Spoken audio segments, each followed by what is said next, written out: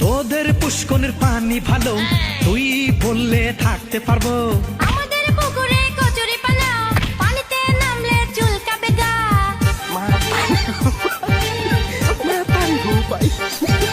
ঢেউ দিয়ে কচুরি সারিয়ে দেব, এই ফাঁকে কৌশল করে নেব। যতই ঢেউ দিস কাজ হবে না, তোর মনের আশা পূরণ হবে না। শত শত মেয়ে লোক আমার দিকে মারে চোখে, চিনলি না শুধু